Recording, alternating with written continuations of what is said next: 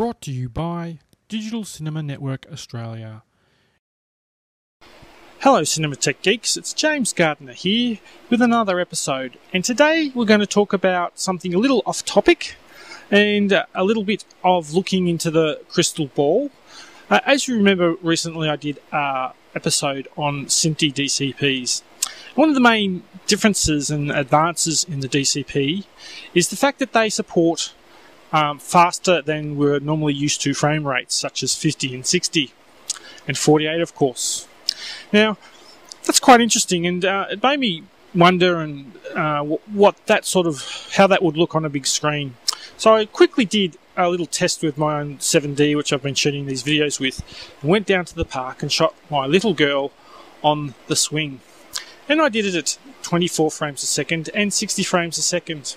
Now, in this video that I'm doing here, I've made a half. I've done examples of each of them, and I'm showing them at 60 frames a second. If you download it on my iTunes or directly from the CineTechGeek.com website on YouTube, it will restrict to 24 frames. But if you get it from that, you'll be able to see the difference in the quality of the motion on the playback. Now, that probably would look quite interesting in an action film on a big screen. So it's definitely something I think that the Hollywood would likely play with in the future. But the fact if we'll see it or not is a good question, because it does add considerable cost to your production. Not too much, but it's not just the production workflow which is the issue. The issue here, from where I see, is that like 3D, for example, they had to go out and recreate a whole new Blu-ray spec and etc. to make 3D, a product that we could actually sell on them on to the consumer market as well. And if that's not possible for doing the 60, the higher speed frame rates, it's hard to justify really doing anything special like that, because if we can't just value add into the cinema and also to the home consumer, it's hard to see if it's really that interesting to Hollywood in terms of the costs involved.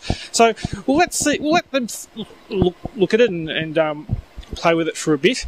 But do have a look at my example videos here to see the sort of difference, and maybe someone will release a DCP in the next year or so with a good quality content on it, which gives us a better idea of what we'd get if we actually did produce movies, action films with that faster frame rate, so we could have a more sort of realistic look at the things.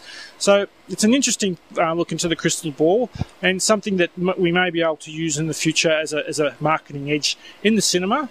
That's why I'm interested in it, because see it at 48 or 60 frames in the cinema, because you can't see it at home that way. So all very interesting, and I hope to see something in this area from Hollywood soon to whet our appetites.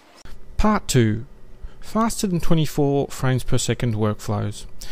Now, we have to remember here that at the end of the day, we have well installed distribution systems around the world for this sort of content, and usually all that revolves around 24 frames a second for going out to DVDs, Blu-rays, and for television distribution, etc. So if we want to we need to get to this format very easily from the actual destination master of these faster than 24 frame a second content. So that's why 48 has been talked about quite a lot here, because if you did do a 48 frame a second production, you could easily take every second frame to generate the masters or from that master to make all the other distributables that you need to distribute around the world for the different markets. And that's a very important issue in the production process. The problem with that is that 48 is a very non-standard frame per second. MPEG-2 and H.264 does not cover 48 frame per second encoding. It might be possible, you could probably force it to do it, but it's not in the specs. And so if we did want to actually distribute faster frame rate content, we would have to put a movement into actually implement that into the specs into the future. And of course that takes many years. Actually it only took 3D 2 to 3 years to do that, and that was amazingly fast. So that's the bit of an issue there.